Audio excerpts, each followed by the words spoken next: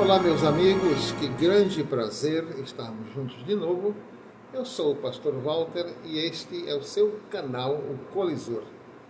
O assunto deste vídeo, que eu vou tratar de modo breve, é sobre relacionamentos. Eu queria dizer para você que Deus, o nosso Pai, Ele é especialista em restaurar relacionamentos destruídos. E para isto, Ele enviou o seu Filho Jesus Cristo como prova do seu interesse em desfazer a inimizade que há entre o homem e Ele. Olha só o que está escrito em 2 Coríntios, capítulo 5, versos 19. Isto é, Deus estava em Cristo reconciliando consigo o mundo, não lhes imputando os seus pecados, e pôs em nós a palavra da reconciliação. Há um outro texto que eu gostaria de ler também, que está na primeira epístola de João, no capítulo 3, no verso 5. Gostaria que você prestasse muita atenção, porque este é um texto contundente.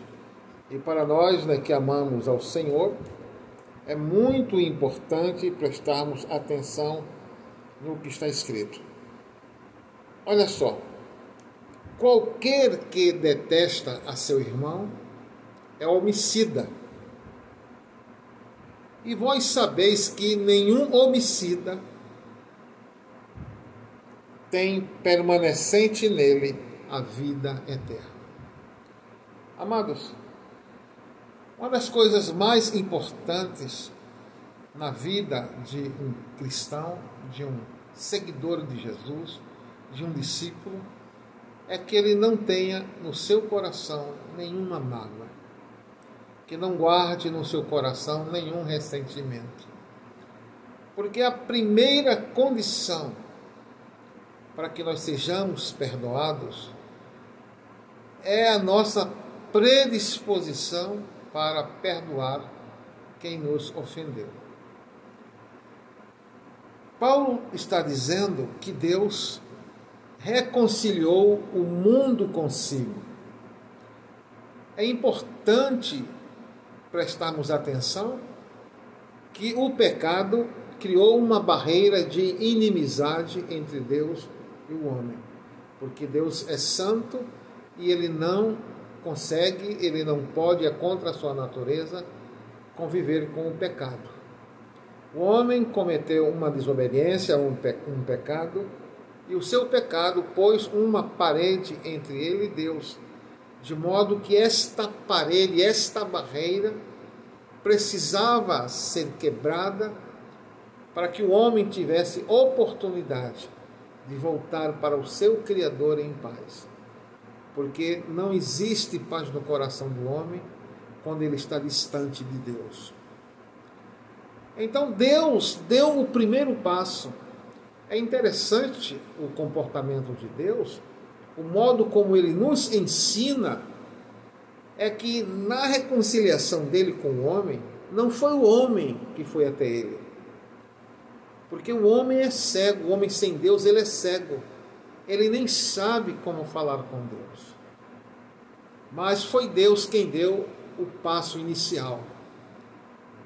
Ele se manifestou nascendo neste mundo como um ser humano. Jesus Cristo nasceu de uma virgem e foi um homem normal, de carne e sangue, como qualquer um de nós.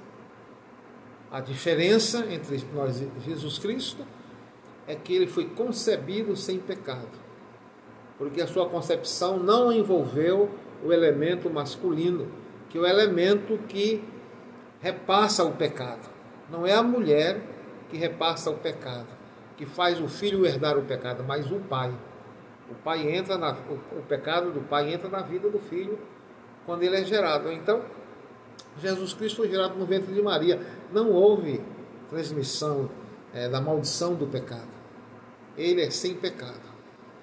E ele subiu na cruz voluntariamente porque foi o único modo de ele quebrar esta barreira de inimizade. Porque, como vocês sabem, havia uma sentença de morte sobre a humanidade, quando Deus disse: de todas as árvores do jardim comereis livremente, mas da árvore da ciência do bem e do mal, dela não comereis, porque no dia em que dela comerdes, certamente morrereis. O homem comeu, morreu espiritualmente, emocionalmente, moralmente e fisicamente. Ele morre quando chega o seu dia. E Deus não poderia extinguir a humanidade matando Adão e Eva. Então, o seu coração amoroso e misericordioso planejou um modo de livrar o homem sem violar a sua lei. Deus não poderia violar a sua lei por mais que ele amasse o homem. Mas Deus salvou o homem num golpe de mestre, num golpe que pegou Satanás de surpresa. Satanás nunca esperou que Deus se tornasse homem e recebesse em seu próprio corpo a penalidade pelo pecado do homem. Porque como ser humano, ele representou a humanidade na cruz, recebendo assim em seu corpo a penalidade da morte que tinha sido destinado para Adão e Eva. Paulo diz, isto é, Deus, o Pai, estava em Cristo, reconciliando consigo o mundo, não lhes atribuindo o seu pecado. Ora, se eu tenho inimizade com alguém que me ofendeu e eu quero restaurar, eu não posso chegar até essa pessoa acusando ela, né? Ou exigindo retratação dela. Então foi o que Deus fez. Deus não atribuiu ao homem o seu pecado. Antes passou por cima disso e, como homem, ele recebeu em si a penalidade que estava destinada à humanidade. Portanto, qualquer que se submete a Cristo como Senhor e Salvador da sua alma, não morrerá, não será destruído, porque Cristo tomou sobre si, na cruz, a morte do homem, do devoto, daquele que se submete a Jesus como Senhor. Mas o homem que ainda não tomou essa posição, ele está condenado à morte eterna, à eterna separação de Deus. Agora, o Senhor Jesus, ele se esforçou para que os seus discípulos vivessem em união e que aprendessem a se amar e a se perdoar mutuamente. Na oração do Pai Nosso é condicional quando ele diz que nós receberemos perdão na medida em que nós perdoamos. Salmo 133 fala de como é lindo aos olhos de Deus que os irmãos vivam em união, se amando mutuamente, se perdoando e se compreendendo e se ajudando.